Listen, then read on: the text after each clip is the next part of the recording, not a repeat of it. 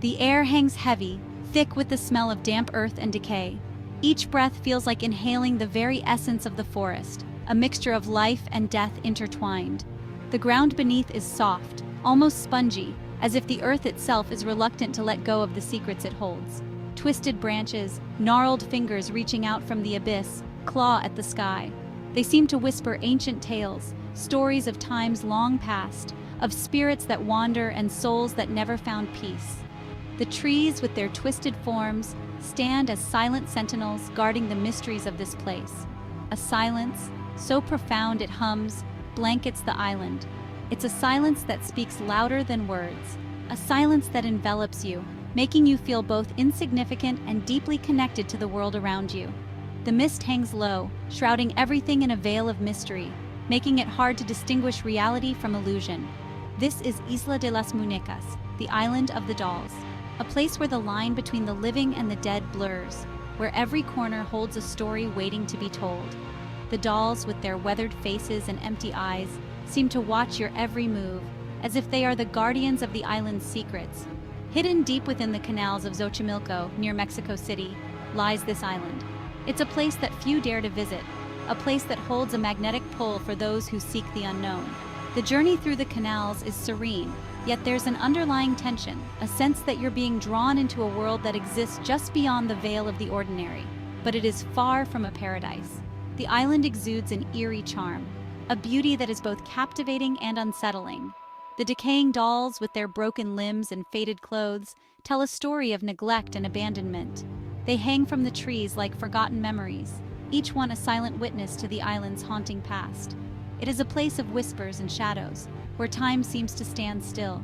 The shadows dance in the dim light, creating an ever-changing tapestry of darkness and light. The whispers, carried by the wind, seem to come from everywhere and nowhere, filling the air with a sense of unease and curiosity. A place where hundreds, perhaps thousands of dolls bear silent witness to an unsettling past. Each doll has a story, a reason for being here. Some say they were placed to appease the spirits. Others believe they are a tribute to a lost soul. Whatever the reason, their presence adds to the island's mystique, making it a place that lingers in your mind long after you've left.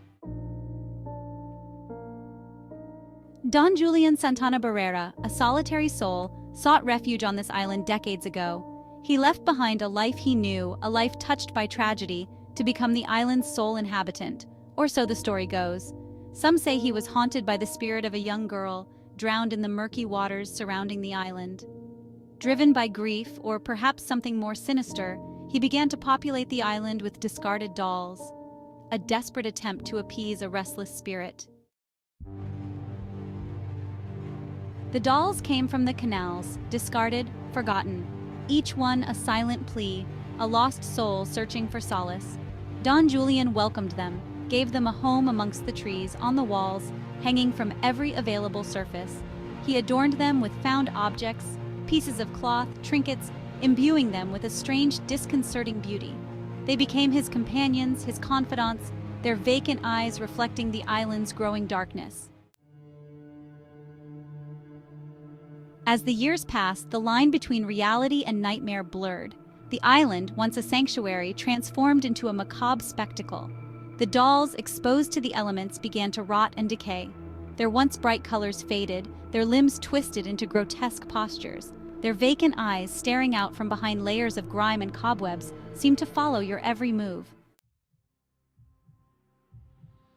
Section 5. A Dance with Destiny. Locals whispered of strange occurrences on the island, disembodied voices carried on the wind, dolls inexplicably changing positions. The island, they claimed, was alive, haunted not just by the dolls but by something far more ancient, far more sinister. Some say Don Julián himself spoke of the dolls coming alive at night, whispering amongst themselves. He claimed they moved their limbs, their heads turning to follow him. He, the guardian of their haunted domain, their captive audience. Section 6. The Island Awakens. Then one day, tragedy struck again. Don Julián was found dead, drowned in the same murky waters that claimed the young girl all those years ago. A tragic accident?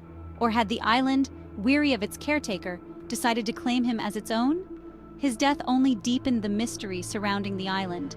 Was he driven to his death by the same forces that claimed the young girl? Or had the island, and the spirits it harbored, finally claimed his soul? Section 7. Journey into the Unknown. This chapter takes us to a place shrouded in mystery and steeped in legend, a place where the line between reality and the supernatural blurs, and where every step taken is a step deeper into the unknown. Today, Isla de las Muñecas is no longer a secret. Once a hidden gem known only to locals, it has now become a magnet for those seeking the thrill of the macabre. The island, with its eerie collection of dolls hanging from trees, has captured the imagination of people worldwide. Tourists flock to the island, drawn by morbid curiosity and a desire to experience its eerie atmosphere firsthand. As their boats approach the island, a palpable sense of anticipation fills the air. Faces reflect a mixture of curiosity and apprehension as they prepare to step into a world unlike any they have known before. They come bearing gifts for the dolls, trinkets, and offerings, in the hope of appeasing the spirits that reside there. Each offering is a token of respect, a gesture meant to honor the memory of the island's mysterious past. The dolls, with their vacant eyes and weathered faces, seem to watch over these visitors, silently accepting their tributes. They wander the narrow pathways, dwarfed by the towering trees and the watchful gaze of the dolls. The paths wind through the dense foliage, leading them deeper into the heart of the island. Every turn reveals more dolls, each one adding to the island's haunting ambiance. The air is thick with the scent of damp earth and decaying leaves, a constant reminder of the island's untamed nature.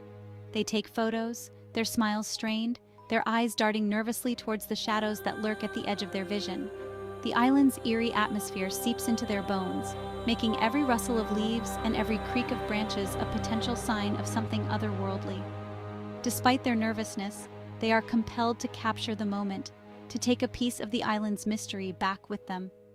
Each photograph is a testament to their journey into the unknown, a reminder of the day they dared to step into a world where the supernatural feels all too real. Section 8. Echoes in the silence.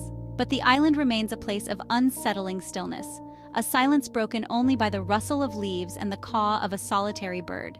The dolls, their painted smiles frozen in time, seem to watch the tourists with a mixture of amusement and contempt.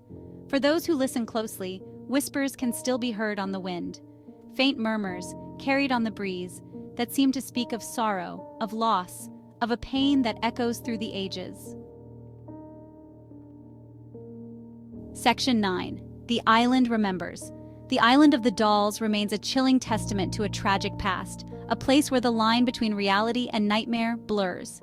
This eerie island, located in the Xochimilco canals of Mexico City, is not just a tourist attraction, but a haunting reminder of sorrow and loss. The story begins with Don Julián Santana, a man who isolated himself on this island. He discovered the body of a young girl who had drowned in the canal. Shortly after, he found a doll floating nearby, which he hung on a tree as a sign of respect and to appease her spirit. Over the years, Julian collected more dolls, believing they were possessed by the spirits of deceased children. These dolls, silent witnesses to a history of sorrow and loss, stand guard over the island's secrets. Each doll tells a story, each one a fragment of a larger, tragic narrative. The dolls, with their missing eyes and limbs, create an atmosphere that is both unsettling and poignant. They are a testament to Julian's dedication and his descent into madness, as he believed the dolls spoke to him and demanded more companions. And as the sun sets, casting long shadows across the island, the eerie silence is broken only by the rustling of leaves and the occasional creak of a doll swaying in the wind. The island transforms into a place of haunting beauty, where the past feels palpably present. One can't help but feel that the island of the dolls remembers. It remembers the tragedy that unfolded on its shores, the sorrow that permeates its very soil. The island is a living, breathing entity, holding on to the memories of those who have passed. Remembers the tragedy that unfolded on its shores. The waves crashing on the shore seem to whisper tales of the past, of lives lost and dreams shattered. The island's somber beach scene is a stark contrast to the vibrant life that once thrived here. Remembers the souls lost to its murky waters. The dark, murky water holds secrets that may never be uncovered, a silent witness to the island's tragic history. The haunting lake or river at dusk adds to the island's eerie atmosphere, making it a place where the past and present coexist, and remembers the man who tried in vain to appease its restless spirits. Don Julián Santana's efforts to calm the spirits were ultimately futile, as he himself became a part of the island's tragic lore. His solitary figure, looking out over the water, is a poignant reminder of the island's enduring mystery and sorrow.